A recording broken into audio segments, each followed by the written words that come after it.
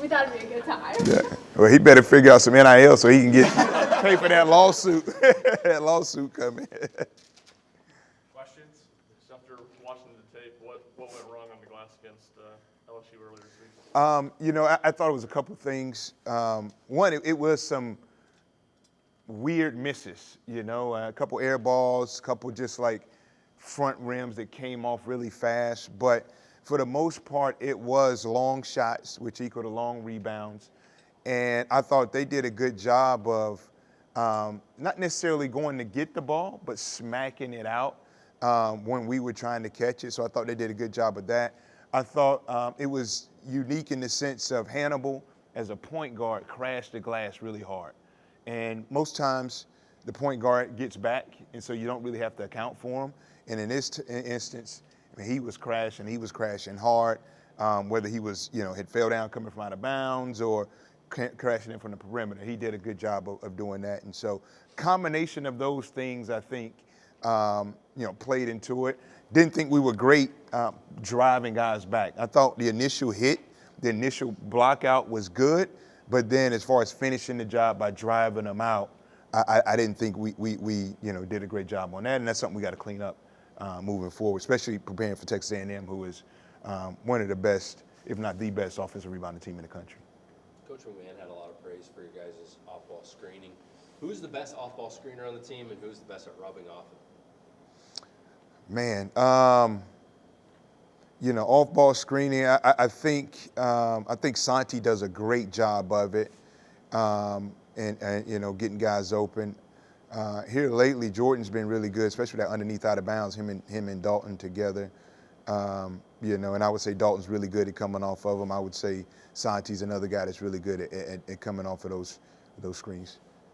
Rick talked about telling you during the game how much just better Jordan's gotten defensively. How much does that do for him being able to stay on the court for long periods of time? I think it does a lot. With Coach, if you don't guard, if he doesn't feel like you're guarding to the level that he wants you to, or you need to, then you're not going to play. And so I think the better he can defend, the better that he can sustain it for longer stretches, I think will play into that. Coach, you played your position as a former player. What Kai is doing right now, how impressive is it?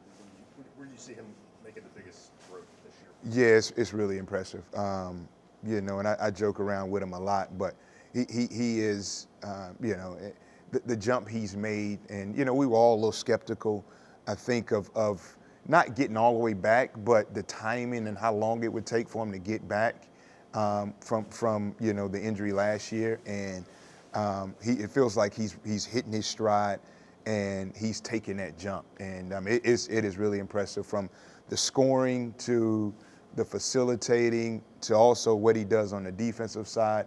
And I think he's also grown as a leader as well. And he's a lot more communicates a lot more in the film room, on the floor. And I think that's been a huge jump for him, because he's always kind of in spurts did the things we see him doing.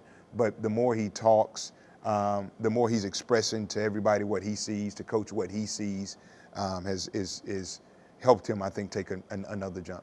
When Jordan is playing within that rhythm and confidence, is there something that he does or that you're looking for to let you know that he is playing that way?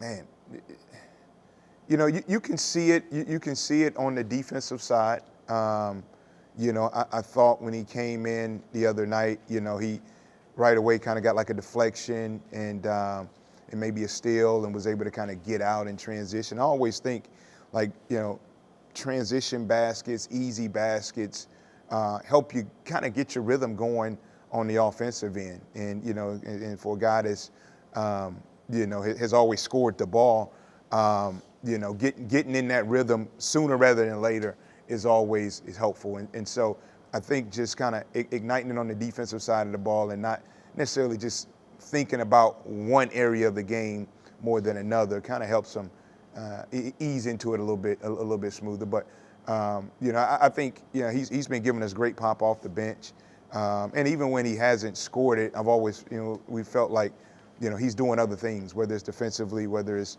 making the extra passes or screening or whatever. To reference Texas A&M's offensive rebounding, but what are the other challenges that they pose? The rebounding is real. And then, they have two guards that, are as good as any backcourt in the country with Wade and Rayford. And those guys are playing really well right now. So being able to, slow them down. I mean, guys like that are volume to the level that they are, is really hard to, stop them, right? And they're high-level guys. And so just, doing a good job on them is going to be a key. Cam's taken advantage of his opportunities the last couple times out? What was that? You feel like Cam has taken advantage of his opportunities? Yeah, I do. I do. Cam is a confident kid, and it's been fun to see him grow in practice and continue to work hard. And again, that's another guy, like, defensively, he's got to keep going, and to see his role grow and to get better, to grow in that role, he's got to continue to show and gain trust from coach, from his teammates, that you can rely on him defensively, and because he can really shoot the ball, he can score the ball, and so the defensive side is where it's going to be, and I think he has done a good job of maximizing the minutes that he's getting. A&M has been in a ton of close games, like a 5-point margin. What's the challenge of playing against a team that is going wire to wire, playing those full 40-minute games? Yeah, it's the challenge is that if it's close down the stretch, you're in for a dogfight, and it's going to be a tough game anyway. I mean, the environment is great. Coach Williams is a great coach. They have great players. They've been together, and so it's going to be a tough one. But I think being in that many tough games shows you the mental toughness of their group and the togetherness of their group, and so it's going to be a great matchup, and something that we're going to have to be able to match or surpass their mental toughness and physical toughness for the duration of the game, and knowing coming down that stretch that they have been in those battles, but we have to, and we're confident in ourselves and what we do, that we can match that. When you're on the road these days, what kind of intensity do you sort of expect, both from an opponent and its crowd, when when you look at the numbers, y'all would be a signature win for teams trying to get in the tournament? How much even more intensity do you think that makes the guys have to expect from the other side? Yeah, we talk to our guys all the time about it, and I don't think it's just us. I think it's, it does increase it when you do have a number in front of you. Like I'm not going to be oblivious to that. But at this time of year, all wins are huge, and I feel like whether it's us coming in there or whether it's whoever else in the SEC, like for the home team, these are must wins. Like you got to take care of your home court if you want to. A good team like Texas A&M wanting to make it to the NCAA tournament. If you want to get there, you got to take care of home court, and that's the same way we feel. Like we have a sense of urgency when we're at home, and so we come in expecting everybody's best punch at this time of year, because these wins are so valuable. Coach, with Santi, a lot of people fixate on the scoring aspect because they've seen him put up the points in the past few years. Obviously, his defense has been really good, but something that's kind of stood out in the past couple games is his willingness to dive onto the floor. In that Kentucky game, gets that ball, gives it to Cameron, feeds the alley-oop. In the last game, saves the ball from going out of bounds, leads to Jordan getting the layup. Mm-hmm. How much of a spark does that provide the team? Oh, it's huge. It's huge because, you're talking about an all-league level guy who, he's all about winning. That's what I think kind of gets lost in, whether it's they talk about scoring's not where it was. Like Santi is a winner. I never thought Santi was a guy that just focused on scoring or just focused on one thing. He's one of the most competitive guys I've ever been around, and his main focus is in the scoreboard. Like whether he scores 30 points or whether he scores 2 points, he's the same guy after the game as long as we win. If we don't win, he's upset, he's down, but as long as we win, and you feel his presence in every win, whether it's those little plays where he's diving on the floor, he's got those loose balls, which end up being big plays and big momentum swingers in the game, and you can always count on him being a high-level defender, and you know, if you watch the game, you see him orchestrating the defense, putting guys in places, and when we're in rotations and all of that. So what he brings is invaluable and way, way, way more than, you know, things that show up on the stat sheet sometimes. But with seeing him do that for all of our guys and seeing him make those type of plays, it shows that, look, shoot, we expect everybody to do it. If Santi's doing it, we expect for everybody to be able to get on the floor and make those kind of plays. How unusual is it for someone to sort of go through their career and accept that or embrace that kind of role change? Because I think Santi's made 315 or so threes in his college career. Now he's not shooting as much. I mean, it's just not normally something you see later in a guy's career. He takes fewer shots. Yeah, you know, I don't know. Yeah, I mean, again, with Santi, it's all about winning.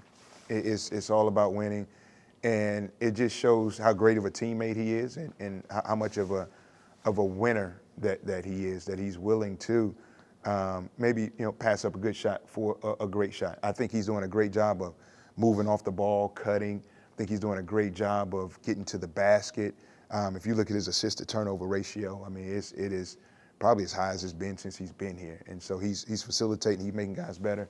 And look, he's a high IQ guy. He understands how teams are playing him. I mean, he doesn't really get a lot of great looks, and he understands how they're closing out to him, and he makes them pay for it. So, I think it all comes down to just his single focus, the single reason why he came back is to win basketball games. It wasn't to add on to his legacy, add on to his stats.